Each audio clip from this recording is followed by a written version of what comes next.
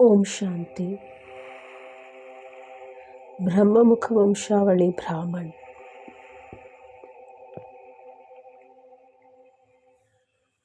क्या ब्रह्मा अलग और ब्राह्मण अलग है?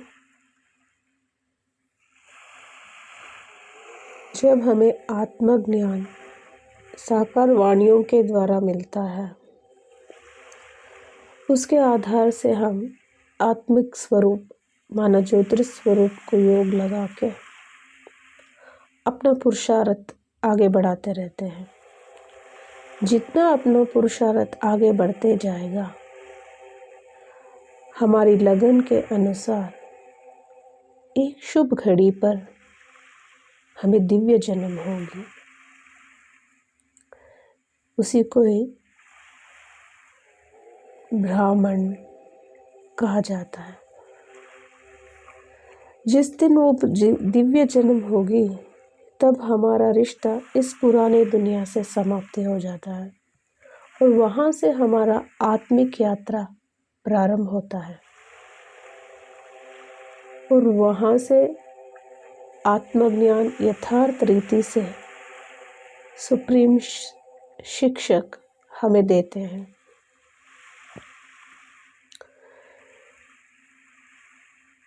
उसी को साक्षी दृष्टा भी कहते हैं। पहला अध्याय उसी साक्षी दृष्टा से प्रारंभ होता है। जब हम ज्योतिष स्वरूप को देखते हैं, तब हमारा ये पंच तत्व का जो शरीर है, धीरे धीरे करके उस शरीर के भान से हम परे जाते रहते हैं। जैसे कि बाबा पहले माना 21 तारीख जनवरी के वाणी में बाबा ने कहा है कि आप बच्चों को देह भान से परे जाना है, उन विज्ञानियों के जैसा। ऐसे जाते जाते एक दिन तुम सूक्ष्म लोक तक पहुंच जाओगे और धीरे धीरे करके आपको देह भान से उपराम हो ही जाएगा।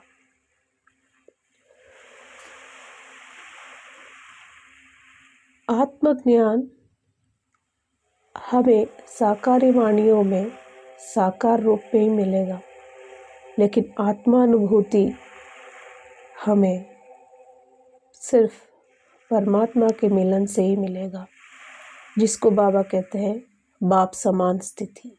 हम सब ब्राह्मणों को बाबा वही लक्ष्य दिया हुआ है, वही अल्टीमेट नॉलेज है। ये कैसे प्राप्त होती है? वाणियों को पढ़ने से अनुभव ज्ञान नहीं प्राप्त होता है, वो तो सिर्फ आधार है। उस आधार को लेकर एक दिन हमें निराधार बनना होगा। तो जितना हमारा पुरुषार्थ बढ़ता जाएगा, उसकी गति भी परिवर्तन को पाते जाएगी। तो जितना ज्योतिष स्वरूप, जिसको ज्ञान स्वरूप में कहते हैं, उतना ही ज्ञान हमें स्पष्ट भी होता जाएगा। और जितना स्पष्ट माना क्लैरिटी होता जाएगा, उतना हमारा अनुभव भी बढ़ता जाएगा। तो ज्योतिष स्वरूप एक ब्रह्म है, या फिर वही एक पुरुष है, वही एक भविष्य जन्म का कृष्णा है। जब हमें वो स्वरूप दिखाई देना शुरू होता है, धीरे धीरे करके हमारा देह भान, अनुभव यानी भान समाप्ति होते जाएगा। लेकिन उसका भी पहले ज्ञान मिलता है, और जब ज्ञान मिलता है तब भी हम भान में ही रहते हैं। लेकिन फिर भी उस निर्वाणी के ज्ञान से, आधार से हम उस भान को समाप्त करना होगा। सिर्फ ज्ञान से कोई काम नहीं चलेगा। माना जितना हम वो ज्योतिष स्वरूप देखते रहेंगे, पहले ये ज्ञान मिलता है पंच तत्व का शरीर अव्यक्त हो जाता है। सिर्फ ज्ञान मिलता है, अनुभव नहीं होता है। पंच तत्व का शरीर अव्यक्त रूप रहना है। इसी के यादगार में हम ब्रह्मा बाबा के चित्र में देखते हैं, उनके सिर के ऊपर एक ज्योतिर्स्वरूप दिखाई देता है। ये वही यादगार है। माना जब एक आत्मा को ज्योतिर्स्वरूप दिखाई देता है तब वो निराकार रूप में रहता है। लेकिन ब्रह्मा बाबा का चित्र इसीलिए रखा है कि उन्होंने ये ज्ञान को प्राप्त कर लिया है। इसी के यादगार में उनका चित्र हम सब ब्राह्मण बच्चों के घर में रहती है। इस अभ्यास को, इस तपस्या को हम आगे बढ़ाना होगा, तभी हम अव्यक्त वतन वासी बनेंगे। बाप समान स्टेज जिसको कहा जाता है। तो ये सिर्फ हमें बाबा को कनेक्ट होने से ही मिलेगा। माना ज्योतिर्स्वरूप को निरंतर हम याद करना होगा। याद करते करते करते इस जिसको रूहानी यात्रा भी कहते हैं बाबा, याद करते करते हमारा पंच तत्व शरीर अव्यक्त रूप में रहेगा, होते हुए भी नहीं, जिसको शंकर भी कहते हैं और बाबा इसको फाइनल स्टेज भी कहते हैं। मतलब फाइनल स्टेज ये है, आत्मा का कोई खाता नहीं रहता है। इस धरती पर होते हुए भी उसका कोई खाता नहीं रहता है। वो सदा आत्मिक स्वरूप में रहता है। उसका पंच तत्व का शरीर अव्यक्त रूप में रहने के कारण लोगों को उसके पंच तत्व के शरीर के जगह पर एक ज्योतिर्स्वरूप दर्शन होता है। तो ज्योतिर्स्वरूप माना ब्रह्म, एक आत्मा का मुख कि निराकार को प्रकट कैसे किया जाता है? ज्योतिर्स्वरूप के आधार। निराकार का स्वरूप है ज्योतिर्स्वरूप। उस ज्योतिर्स्वरूप भक्त आत्माओं को और यहाँ तक कि जीवन मुक्ति आत्माओं को भी ये ज्योतिर्स्वरूप दर्शन होगा। उससे पहले हम उस स्वरूप को दर्शन करना होगा, जिसको ये बाबा कहते हैं स्वदर्शन चक्र। और ये स्वदर्शन चक्र किसके पास होता है? ब्राह्मणों के पास। तो अब बात आती है ब्रह्म मुख वंशावली ब्राह्मण का यथार्थ अर्थ। बाबा अपने निर्वाणी अध्याय में ऐसे सिखाते हैं, ज्योतिर्स्वरूप जब हमें दिखाई देता है, उसको साक्षी होकर जो देखता है वही ब्राह्मण है। तो यहाँ ये सिद्ध होता है कि ज्योति माना ब्रह्म अलग नहीं है और ब्राह्मण अलग नहीं है।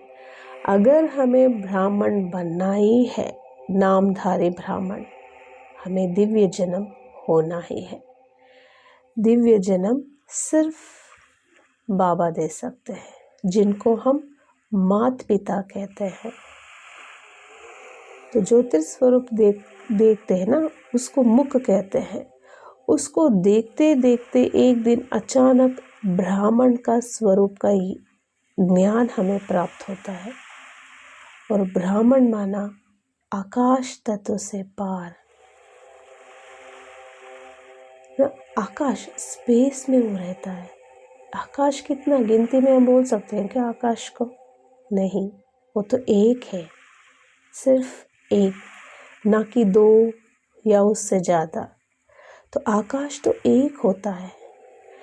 इसलिए आकाश को नीला रंग में भी बताते हैं, जिसको ब्लू कलर कहते हैं। जब हम निराकार, आकाश निराकार भी होता है। जब हम निराकार हो जाते हैं, उसी को ब्राह्मण कहते हैं। और तभी हमें, मतलब ब्राह्मण को, जो अपने पिता के साथ कंबाइंड रूप में रहता है, जो युगल मूर्त बन जाता है, तभी वो दाना प्रकट होता है, जिसको आत्माओं के लोक में मूल दाना या फिर मेरु दाना कहते हैं। इसलिए उसको मूल वतन भी कहते हैं। वो मेरु दाना सभी आत्माओं का एक मूल स्थल है। उस एक दाने में बाकी का सब आत्माएं समाये हुए हैं। ये एक पात्र ड्रामा में सिर्फ